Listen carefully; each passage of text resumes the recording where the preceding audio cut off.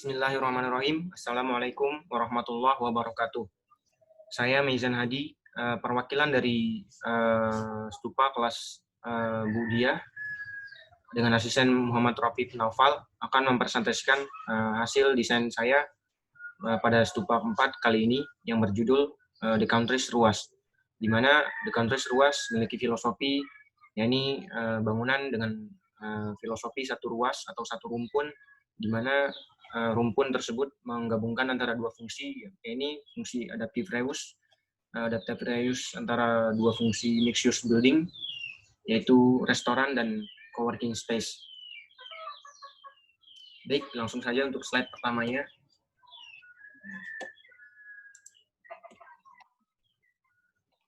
Yang pertama adalah studi kawasan, di mana kasus kawasan yang telah dijadikan sebagai site Stupa 4 kali ini adalah PT Gamma Techno Indonesia, yang dimana letaknya di Jalan Cikbitoro, nomor 34, Terban, Kecamatan Gondokusuman, Kota Yogyakarta, Daerah Istimewa Yogyakarta. PT Gamma Techno sendiri adalah PT yang bergerak di bidang informatika, yakni yang sekarang mendiami bangunan Gamma Techno ini sendiri. Kemudian masuk ke studi kawasan.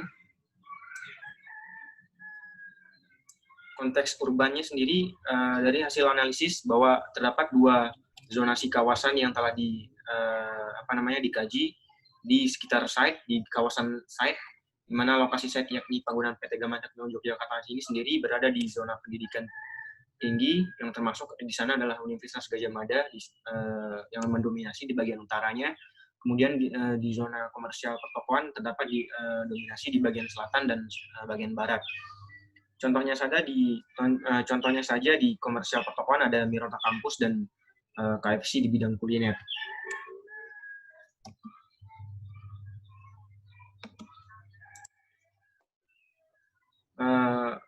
Untuk kajian tapaknya sendiri, pertama adalah mengenai akses dan sirkulasinya. Muka tapak di antara sepanjang jalan hanya 20 meter, jadi termasuk sempit di bagian depannya, namun memanjang ke bagian utara sepanjang 50 meter. Yang pertama adalah space parkir roda 4 yang di bagian depan yang tidak lebih menampung sekitar 4 mobil, jadi lahan parkir yang kurang efisien untuk menyediakan area parkir untuk seluruh bangunan yang ada, untuk terutama bangunan existingnya sendiri. Kemudian lahan kosong di bagian sisi timur yang sebelumnya menjadi bagian parkir, namun kondisi site-nya memaksa untuk memotong sebagian batas site, sehingga space ini menjadi lahan atau ruang yang mati di kondisi existing.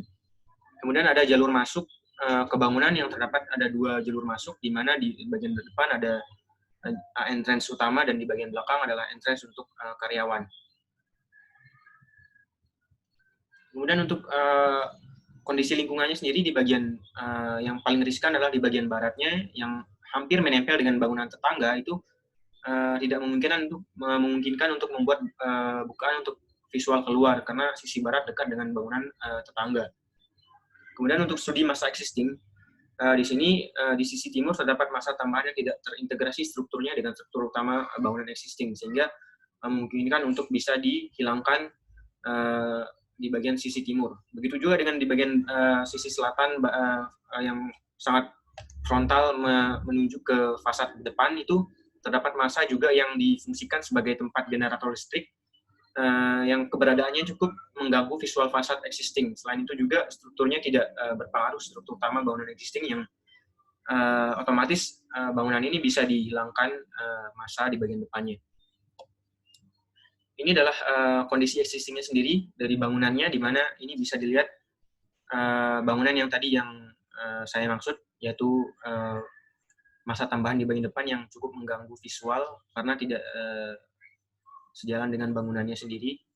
Kemudian di bagian timur ada space yang lahan parkir yang cukup sempit karena keterbatasan lahan, dan di bagian depan juga space kosong untuk lahan parkir yang tidak terlalu luas.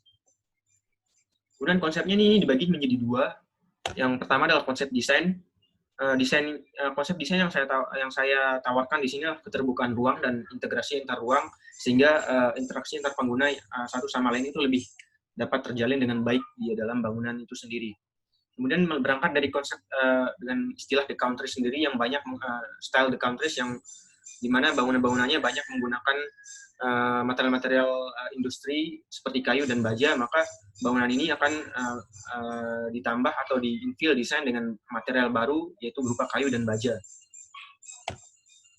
Untuk konsep fungsi bangunannya sendiri, itu dibagi menjadi dua fungsi utama bangunan. Yang pertama adalah restoran, kemudian coworking. Masuk kepada transformasi masa bangunan. Yang pertama adalah masa bangunan setelah dihilangkan masa tambahan di sisi timur dan sisi selatan. Dan kemudian di bagian lantai 1, bangunan kemudian disubstraksi di bagian depannya menjadi agak ke belakang untuk sebagai space entrance bangunan. Kemudian transformasi keduanya adalah di bagian timur disubstraksi juga untuk menjadi space sirkulasi sirkulasi bangunan. Kemudian terdapat bangunan tambahan yang mengadaptasi kapasitas bangunan ini sendiri di bagian timur.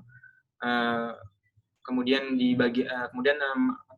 transformasi terakhirnya bangunan agak ditinggikan untuk membuat lantai 3 lebih terlihat longgar dan luas secara vertikal. Kemudian ini adalah hasil dari transformasinya sendiri, dari bangunannya sendiri.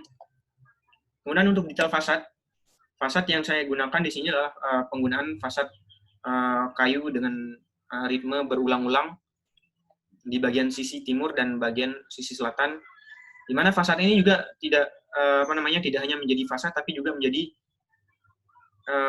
railing dan pengaman untuk ram disabilitas di bagian sisi timur. Ini adalah detailnya plat beton lantai 2 dan lantai 3 itu kemudian dipasangkan plat baja penyambung, kemudian papan kayu dan kayu usuk bekas existingnya 5x7 yang digunakan di atap existing sebelumnya digunakan sebagai material ram existing. Kemudian untuk dana aksonometrinya sendiri, ini bisa dilihat bahwa di lantai 1 itu terdapat sitting area lantai 1, admin room, bar and cafe di bagian depan, single seat area service lantai 1, staff room, kemudian ruang generator di bagian belakang, di bagian ruang tambahan, kemudian ada kitchen di bagian belakang yang langsung diakses oleh karyawan di bagian belakang. Kemudian lantai 2 terdapat sitting area lantai 2, musola, bar lunch, dan coworking space. Ada single seat area juga di bagian sitting area service lantai 2 di bagian belakang, kemudian toilet. Di lantai 3 ada communal space coworking, ada rooftop area, kemudian ada meeting dan workshop room di bagian depan yang cukup terisolasi ruangannya, sehingga tidak banyak noise masuk ke dalam ruang tersebut. Kemudian ada single seat area, kemudian operator room, dan toilet.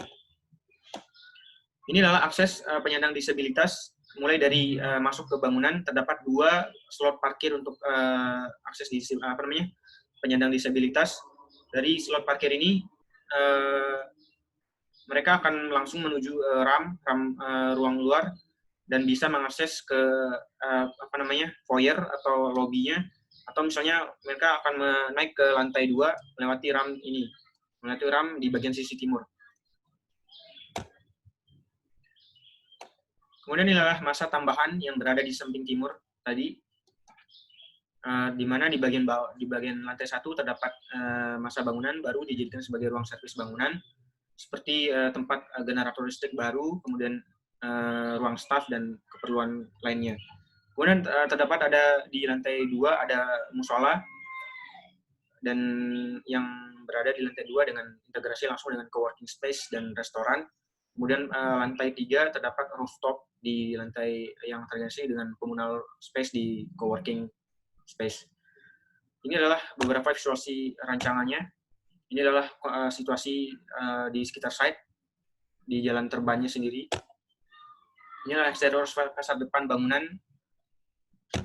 Kemudian ini adalah area parkir roda 2 di bagian sisi timur, yang juga di bagian bawah RAM dijadikan sebagai tempat parkir, space parkir. Inilah lobby masuk. Ini juga lobby dari arah dalam dengan perspektif berbeda. Ini adalah sitting area lantai 1. Dan inilah musola. Ini adalah rooftop di lantai 3, langsung menuju ke coworking space. Inilah area single seat berada di lantai 3 untuk coworking space yang bisa dijadikan sebagai ruang diskusi. Dan inilah communal space atau communal room di lantai 3 untuk mereka yang menggunakan jasa coworking space di atas lantai 3. Kemudian inilah sitting area di lantai 2. Kemudian inilah situasi bangunan eksterior yang tampak di malam hari, karena bangunan juga akan tentu beroperasi di malam hari. Demikian presentasi saya. Saya Mezan Hadi. Mohon maaf bila banyak kekurangan. Assalamualaikum warahmatullahi wabarakatuh.